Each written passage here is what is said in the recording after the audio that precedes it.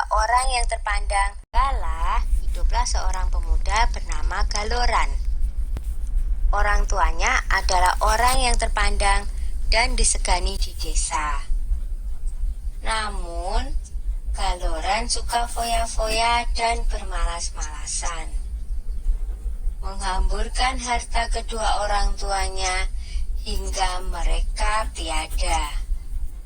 Maka habislah harta bendanya. Seorang wanita kaya raya menjadikannya suami. Wanita itu memiliki seorang anak perempuan yang rajin dan pandai menenun bernama Jambean. Jambean yang rajin bekerja itu sering menasihati ayah tirinya agar tidak bermalas-malasan saja. Nasihat itu justru membuat Galoran muka. Beraninya dia menasihati orang tua. Patutkah itu? Galoran marah. Ibu Jambean berusaha membela Jambean. Tetapi apa daya?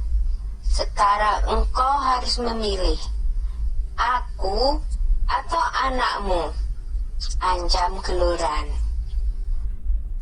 Hati ibu Jambean sangat sedih mendengar perkataan Galoran.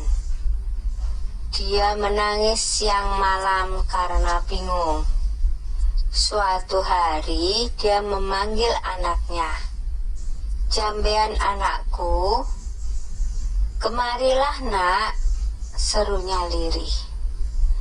Jambean langsung menghampiri ibunya yang tengah bersedih.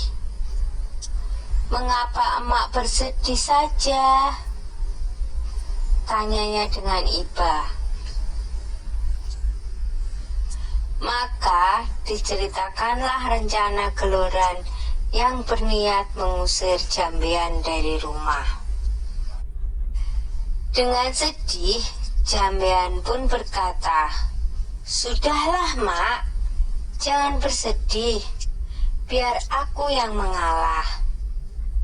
Yang benar nanti akhirnya akan bahagia mak," kata Jambean meyakinkan ibunya. "Aku akan pergi melewati jalan ke Bandungan." Dengan sesak tangis sang ibu mengangguk. Di malam yang gelap dan hujan lebat itu, Jambean pergi meninggalkan rumah. Tak berapa lama kemudian, ibu Jambean yang tak kuasa menahan kesedihannya berusaha mencari, tapi tak bisa menemukannya. Ibu Jambean tak bisa menemukan anaknya karena secara ajaib Jambean telah berubah menjadi seekor siput, atau dalam bahasa Jawa, keong. Di desa Dadapan hiduplah dua bersaudara bernama Nyai Sambega dan Nyai Sembagil. Mereka hidup miskin dan bekerja mengumpulkan kayu bakar dan daun talas. Suatu hari, keduanya pergi ke bendungan untuk mencari daun talas. Tiba-tiba mereka terpana melihat keong berwarna keemasan di atas batu. "Alangkah indahnya keong ini," seru Nyai Sambega. "Lihatlah, kulitnya indah berwarna keemasan. Aku ingin memeliharanya," katanya lagi. "Iya, sangat indah. Kita bawa pulang saja dia," saut Nyai Sembadil. Maka dipunguտնyalah keong tersebut untuk dibawa pulang. Mereka meletakkannya di dalam temayan tanah liat di dapur rumah. Semenjak itu, kehidupan mereka berubah. Terutama setiap pulang dari bekerja, Di dapur selalu tersedia lauk dan rumah berubah menjadi rapi dan bersih. Nyai Sambeka dan Nyai Sembadir merasa heran dengan keadaan itu. Mereka berencana untuk mencari tahu siapakah yang melakukan semua itu. Suatu hari seperti biasa, mereka berangkat kerja. Tetapi sebenarnya mereka hanya berpura-pura pergi.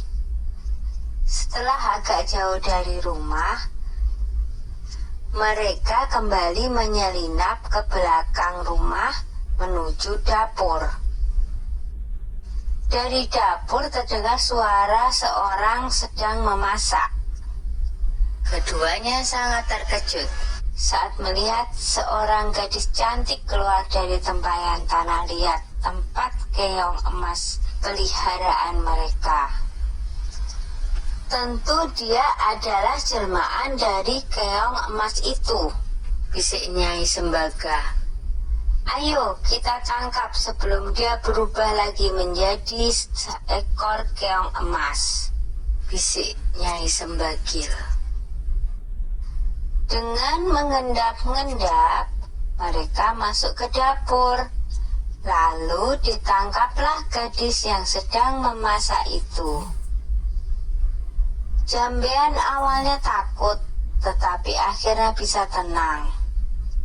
"Siapakah kamu, nak?"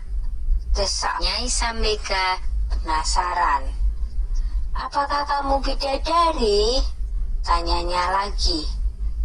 "Bukan, saya manusia biasa.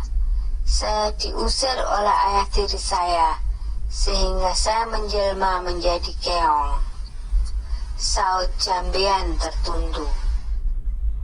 Keduanya terharu mendengar cerita Jambean, apalagi melihat ketekunan gadis itu dalam bekerja dan kebaikan hatinya. Akhirnya, keong emas diangkat sebagai anak. Sejak itu, keong emas membantu keduanya itu dengan menenun.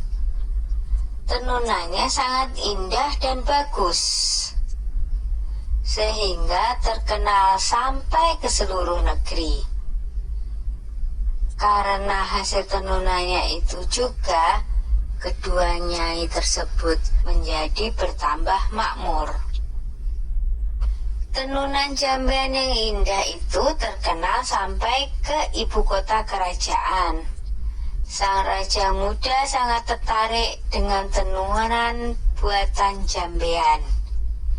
Hingga raja memutuskan untuk melihat sendiri proses pembuatannya dan pergi meninggalkan kerajaan dengan menyamar sebagai saudagar kain.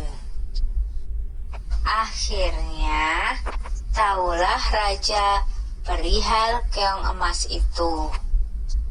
Raja tak hanya terpikat dengan keindahan tenunannya, tetapi juga terpesona dengan kecantikan Jambean.